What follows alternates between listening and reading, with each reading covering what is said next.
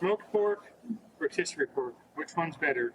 Today we're going to find out. We cook these ones here on the rotisserie, these ones here on the Porkloin offset. We're going to find out which one tastes better. Today I'm going to make some pork loin. I'm actually going to do something I've never done before. We're going to do 2 of these in the Franklin pit over here I have on the side of me. Then we're going to do 2 of these on this new rotisserie that I got over a fire pit. I've never used a rotisserie before, but I thought today would be a good day to try it out. And I love pork loin. I love it when it's rotisserie. Since this is my first time using a rotisserie, I want to try it on a cheaper piece of meat in case I screw it up. Really, I want to compare it though. Compare it to how it is off of a smoker versus how it is rotisserie styles. Give you a little bit of both. For my rubs today, one I've got it together myself, which is coarse ground black pepper, kosher salt, granulated onion, and granulated garlic. So using granulated ingredients helps to create texture on the meat, especially when it's in the smoker. It's going to help to create a bark on this thing. It's not going to be in there very long. The more that I can help to promote a really good bark and a good texture on this to attract as much smoke as possible, that's what I want to do. The other one I'm going to use is this Big Daddy Hills Mother Cluckin' Wing Rub. This is one that I like a lot, and I'm really a big fan of Big Daddy Hills. I'm actually wearing their hat today that they gave me the last time I was over there. These guys are really awesome. A little bit about them. They're a veteran-owned company. All of their sauces and their rubs are made out of just natural ingredients. They use no corn syrup, no emission. They're all gluten-free if gluten matters. He actually started making these because of his daughter who has a lifelong illness, and he wanted to have a way to provide for her and create some additional income to accommodate all the financial responsibility that comes with having a child that is chronically sick. So he started making his own sauces, and he's always made his own sauces and rubs, but he started selling them.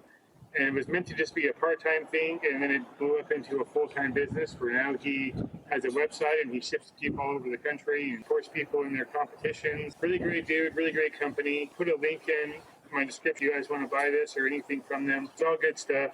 They're really great dudes. What I'm going to do is just use it as my binder for these, and I'll just go through and season them one at a time. These have all been dry brining for about 2 days now. That's why the color that they are. They're a little bit dried out, which is what I was going for. But really for pork loin, it's all about getting the salt into the middle of the meat, and that's the purpose of the dry brine. I'm going to go ahead and actually set this tray aside and just do these one at a time on my little cutting board here. I'm going to start by getting this one going. And usually I like to do these separately whenever I'm doing 2 separate rubs, just so I don't get them mixed around on each other. I like to keep them separated if I can. So I'll start with that Mother Cluckin' Orange rub first. One hand's my dirty hand, the other hand is purely just for my clean hand that I use to pick up the rubs with. So I only use one hand to touch meat with.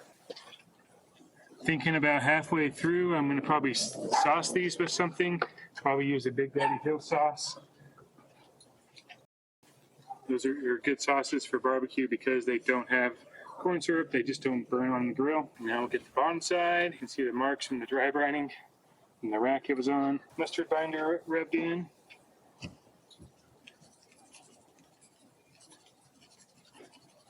Okay, and that's really it though. Nothing more to it. So I got these done. Now I'm just going to do the next 3 and then get them in the smoker, get them on over the rotisserie. In the smoker, I'm probably going to start these at about 260 degrees inside of them. You know, one thing with pork loin is a lot of people tend to overcook it. You don't have to cook it to 165. It's actually done at 145. Probably take it to around 145 and then pull them.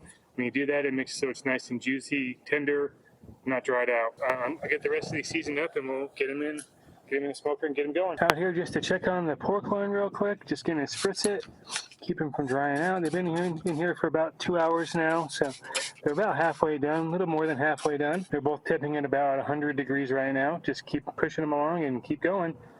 Now let's come over here and check out the rotisserie ones. These are temping a little bit behind what the smoked ones are, which I think is to be expected, but these are right around like 95 degrees or so. I guess I'll just hit these with some cider vinegar as well. Just got a nice slow flame going on here, which I think is the way to go. I don't know, maybe I don't want to spritz these, but I just feel like I should, just to keep them from drying out too much. Back, I'm just going to put some sauce on these real quick. Got a little basting pot here with a little mop that I use. The sauces that I'm going to use are some Big Daddy Hill sauces. First one we're going to use is the Aloha Hawaiian barbecue sauce.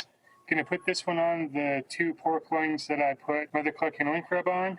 And then these ones I'm gonna put the Jay's Jamaican barbecue sauce. Gonna put this one on the salt and pepper mix that I made on the 2 pork loins for this one.